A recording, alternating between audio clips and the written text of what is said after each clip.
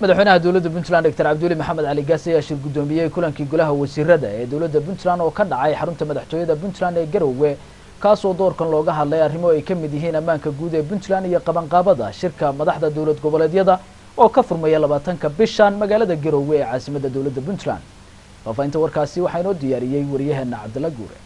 shirkii golaha xukuumadda dawladda Puntland oo shir gudoominayay madaxweynaha dawladda Puntland Dr. Abdulle Maxamed Ali Gaas ayaa maanta waxaa looga hadlay amniga dalka oo diyaar garowga shirka wada tashiga madasha dawladaha xubnaha ka ah dawladda federaalka xaaladda abaaraha iyo warbixino kale.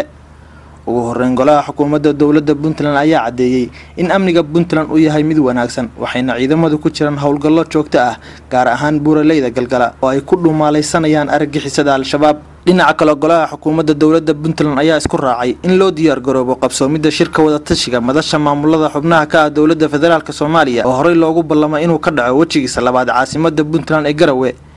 madaxda maamulada ayaa horey waxa iga wada hadleen ajandayaal muhiim u ah horumarinta Soomaaliya iyagoo hadda si anbaqaadi doona ajandayaashii dhimana isla markaana ka wada xaajoon doona arrimaha amniga dalka iyo isku xirka maamulada federaalka. intaasi kadib golaha xukuumadda dawladda Puntland ayaa ka hadlay xaaladda abaaraha gaar ahaan qayladhaanta ka imaanaysa xagga biyaha oo ka sii yaraanaya miyiga gobolada Puntland oo laga cabsi qabo biyo la'aan daran. sidoo kale waxay goluhu u sheegeen wasaaradda cadaaladda inay bilowdo roobdoon Allah loogu bariyo raxmadiisa wuxuuna madaxweynuhu faray wasaaradihii iyo gudiyadii ka shaqayn jiray u gurmadka dadka inay bilaabaan qorshihii xaaladan looga hortagi lahaa. ugu dambeyntii wasaaradda caafimaadka Puntland ayaa ka warbixisay safar shaqo oo ay uga soo laabatay dalka dibadiisa waxaana ay wasaaraddu dhawaan bilaabi doontaa dhismo iyo xarumo cusub oo caafimaad. Cabdalla Guure, warbaahinta dawladda Puntland, magaalada Garowe.